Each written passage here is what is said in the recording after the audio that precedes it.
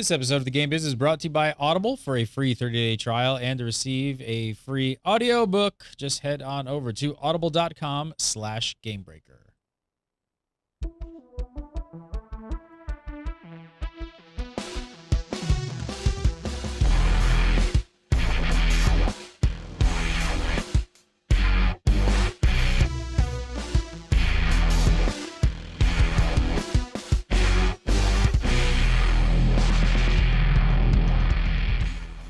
What's up, everybody? Welcome to the Game Biz, episode 18 for February 4th, 2014. I'm Gary Gannon, you're watching GameBreaker. Joining me, as always, the one, the only, Mr. Monty Sharma. How are you, sir?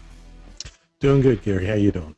Excellent, excellent, excellent. This is the show where Monty answers your questions about the gaming industry, how to break in, what to do, where to go to school, whatever you got. If it's about the games business, send us the questions. Monty answers them. His email address is monty@gamebreaker.tv. That's where you can send in your questions.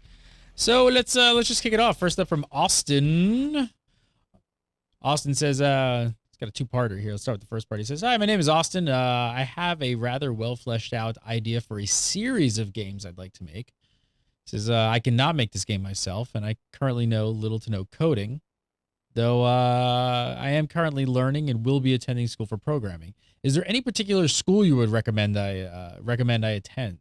He says, I currently plan on attending University of Hawaii at Manoa and enrolling in their computer engineering program. How's University of Hawaii for computer science?"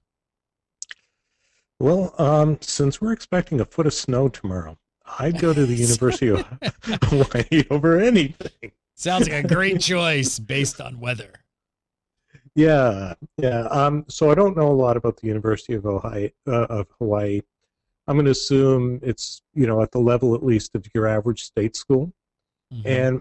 And that's perfectly fine for computer science. I was talking to some guys from like Harvard, MIT admissions one time, and their comment essentially was, we think most of the students who come to our school, if you put them on a desert island for the same period of time, they'd come out just as smart. And it's a little thing of once you're there, learn what you're going to learn. A lot more of it has to do with what you do on the side. How much effort you put into working on these game ideas you have, getting to know what's happening in the industry, all that sort of stuff. That will actually have a bigger impact on your career than which school you go to. What about how about on the relationship side, though? Because I know, like, for film, a big thing is people wanting to break into the film industry. Going to the right school could mean that you're going to be at least surrounded with, most likely, some up-and-coming directors. Some of them will make it. Are there any schools like that you might want to surround yourself with some rock star computer engineering? Yeah, there's not. The industry isn't old enough. So, if you think about it, most schools didn't start with game dev programs till 5, maybe 6 years ago. Mm-hmm. So they've only graduated a few classes worth of people, and no one knows if any of those people are any good. So there isn't that sort of thing now. Princeton Review puts out a annual, what are the best schools for game development, and they'll list a bunch. There's a few here in Massachusetts from MIT, WPI, Becker College, any of those places. They're great. I would not necessarily say your life would be that much better if you left Hawaii to come to one of those great schools. I think at some point in time you are going to have to leave Hawaii. Which, not a whole lot of game development goes on there. Yeah, not a big center for that. But West Coast, you do fine. I wouldn't sweat it that much. I would actually spend more time trying to figure out the games you have ideas for. So follow-up question here says, how do I actually start creating my games? She says, should I code first, then try and find someone who can work on the graphics? Or it sounds like they're pretty early on in game development of understanding the inside, of how to kind of get the ball rolling. And I have a feeling you're going to go with the answer of make it on paper. Yes, I was going to get to that. The big thing is people don't really have a good idea of what fleshed out means. And some people will write a 30-page document, say, there, I fleshed out my game. The folks that, I work with recently, their whole attitude is put together a 2-page game design doc. And that gives you the overview of everything. And then you're going to detail parts of it in separate documentation. So, the combat system or the economy, all of those things broken out into separate sort of 2-page long documents. And then you keep adding to them in that sort of increment. So it keeps your stuff focused and concise. You're absolutely right with try it out on paper. Make sure your math works. Make sure all of that stuff makes sense. Now, if you want to try something like, Game Salad or Game Maker, you can use those without really knowing how to program, without having any art assets, and just work on understanding what the core fun in that game is. And so, it's interesting. I was talking to some high school students recently, and you ask them, so what exactly is fun? When you're having it, but how do you define it? And they don't really know. You can't really describe it. When you sort of start digging into it and looking at the literature and that sort of stuff, fun's this combination of challenge and achievement. It's learning, it's progression, all of these things wrapped up together. So you can have a very simple system where you have these elements present, and you'll have a sense of core fun. Once you have that sense of core fun, then you can wrap all the great programming and art around it. But if you don't have that sense of core fun, you don't really have anything to start with. That's usually the hardest thing that's like catching fire in a bottle, like that's what they're lightning about. Like that's one of the things that is the hardest thing for most game developers to actually, you think you've gotten, you've got all your systems and things like that, the technical aside, but that doesn't really always equal fun. Absolutely. And a lot of times you'll hear people say, oh, well, this will be more fun once we add this system. No, actually it won't. If the core isn't fun, another system will just make it more complex, not fun. And that's why you always go back to time and time again with questions on the show. You always go back to literally sitting down with friends with pieces of paper. And because, again, it goes back to all of these games can be basically recreated as tabletop or board games. And if you can't have fun at that level, and that's not something that I think Monty just like lets everybody know out there. I mean, that's something that like game developer friends that I have that literally work at the top game companies in the world right now still do to this day when they have ideas. That's what they do in their off time. They finish work, they go grab a beer, they hang out at somebody's house, and they start testing out their games late at night. So it's not something that just, even the new to the industry do. It's something if you do break into the industry and you are a top game developer, you'll probably be doing it for the rest of your career. Absolutely. Yeah, and that's kind of the fun of it, even before computers, I can remember being a kid, we'd make little board games. You learn a ton doing that, and it's a great simple thing to do, and just work yourself through, and just software steps you through line by line. So just step through your game line by line and see if everything works, and then you got something. All right, next up, this one from Barry. This is a really interesting one, broken up into a couple parts. I'm gonna start breaking this down. So Barry says, "Hi." He says, I love how he starts this. He says, "We are an evil game publisher about to release a new MMO." I don't think that's their name either. He says, "The game developer did their best, but the MMO is not groundbreaking, lacks endgame content, and is still buggy. It does, however, have a popular IP, and for some reason, a couple of members of the MMO press actually like it." First question, he says, how and what info about the game should we allow to be released before launch? Should we keep the NDA up as long as possible to hide our problems? That is a tough inside question. Yeah, so there's a question. Do you want the ethical answer or the practical answer? I think he wants the real answer from his point of view so he doesn't lose his shirt. So here's the thing is you can't hide failure. You just can't.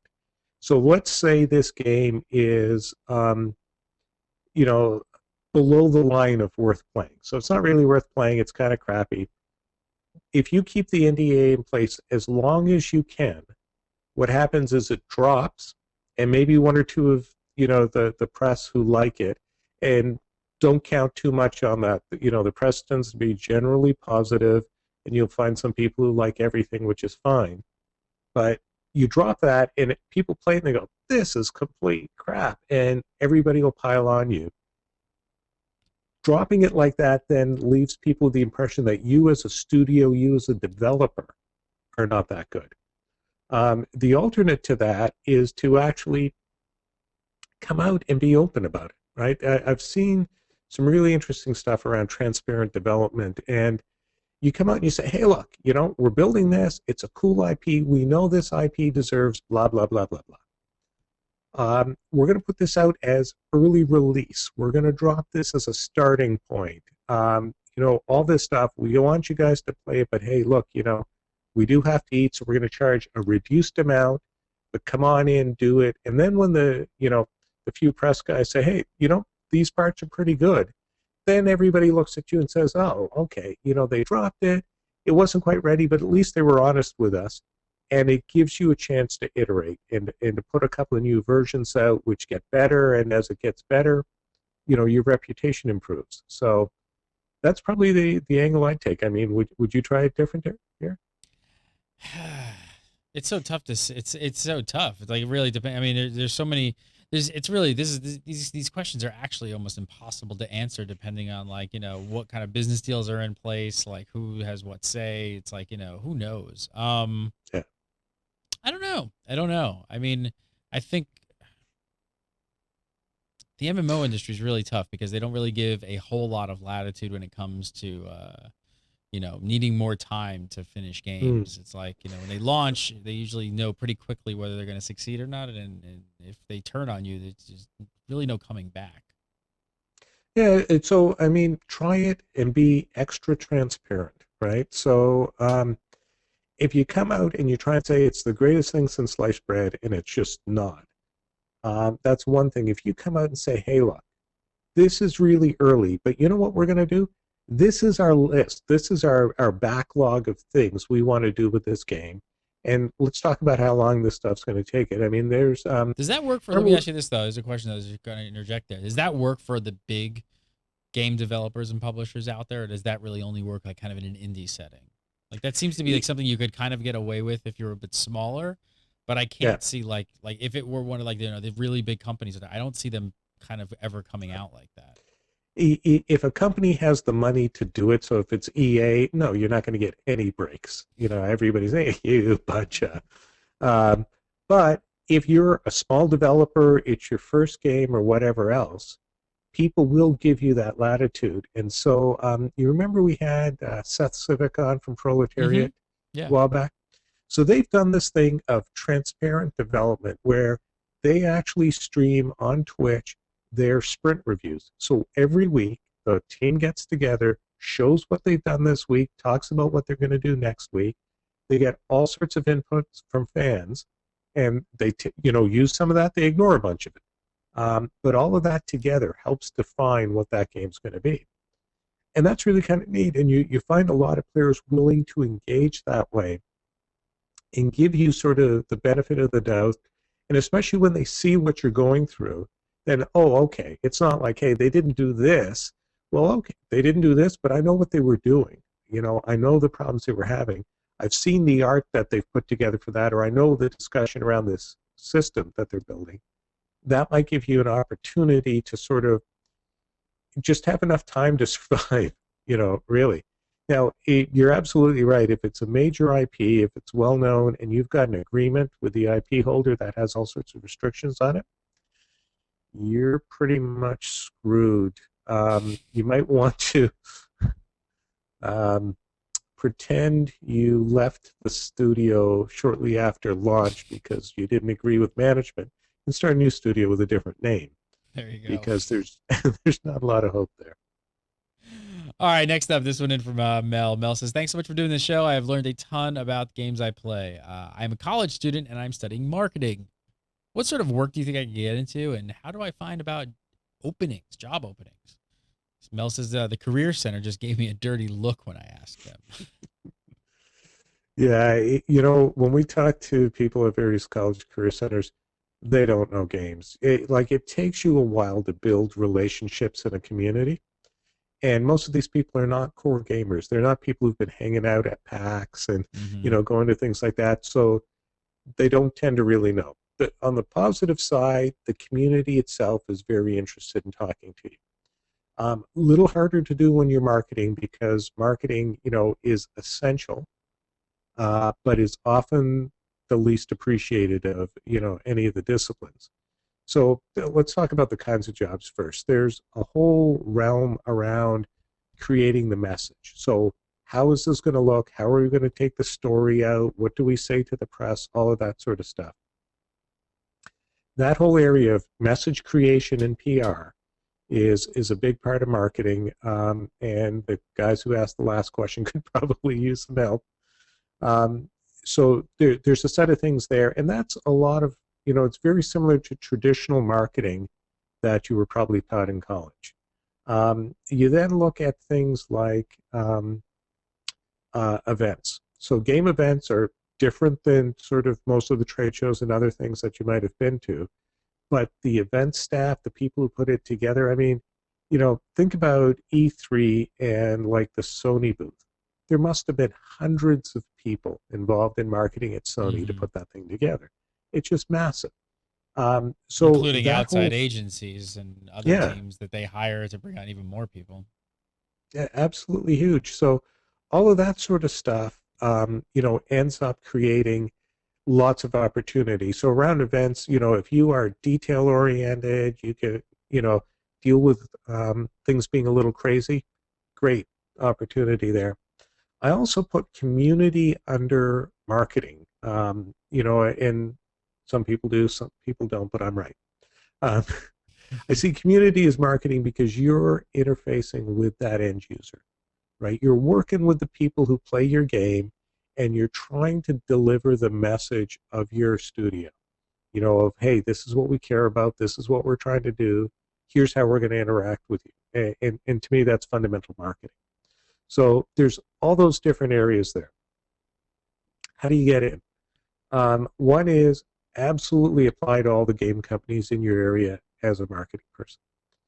If there's a lot of indies in the area, you might want to look at trying to find somebody who's doing outsourced marketing for a lot of them. I know there's several people in our area, well, several, like three or four. Uh, we're working with a bunch of indies. Find these people, talk to them. They're always looking for entry level people who can carry some of the load so they can do the stuff they can charge more for. Uh, you'll learn stuff doing that. It's a great way to learn. Apply at the larger studios and be persistent.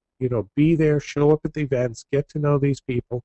Even if you take a job doing something horrifically boring like financial services, You're in the as door. long as you stay, connected to the community, that's okay. They want to know you understand, you care, and that's a big part of making it. All right, last up this week is Hey Monty and Gary. Are there any community type groups on the internet or in real life for people in the game industry or wanting to get into the game industry? Something like the American Institute of Graphic Arts, but specifically for gaming. Yeah, so I'd say there's two levels. Nationally or internationally, there's IGDA, the International Game Developers Association. They're very much focused on the indie community. They have events, they have forums, they have committees you can join, all sorts of things like that. If you get involved in that, try and be very active because, I particularly early in my career, I found that all these associations, most people who were senior didn't have any time to be active.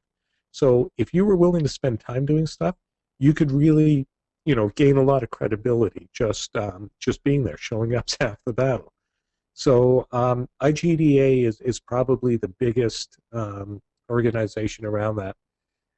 After that, the things like the ESA and that, those aren't for the average person. I mean, that's Mm-hmm. where the big studios pump a ton of money for lobbyists.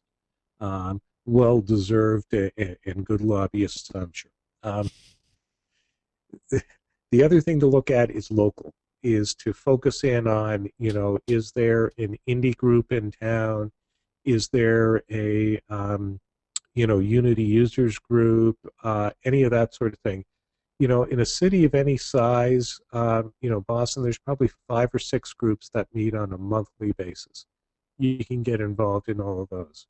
The other thing to look at is events. So a lot of areas that don't even have large development communities will run a con, or they'll have, a little game festival that might be a day-long affair or half a day-long affair. Get involved in that. All of those things will get you connected into the industry in your hometown. And meetup.com might be a good place as well. I look on there. Might be able to find a meetup.com. You finding local meetups might be good. I don't know. I never really looked for game dev stuff, but it might be a good place. Every time I go there, there's like 80 things I might want to go to, but I never have time to. So. Monty Sharma, follow him on Twitter at Monster, MONTSTER 27. And like I said earlier, if you have a question for Monty and you want him to answer it on the show, his email address is monty@gamebreaker.tv. Monty@gamebreaker.tv. We do the show live on Tuesdays at 3. Coming over for the live show. And we'll be back next week and answer some more questions, get you guys inside the game industry. So thanks so much for watching. We'll see you next week for some more Game Biz.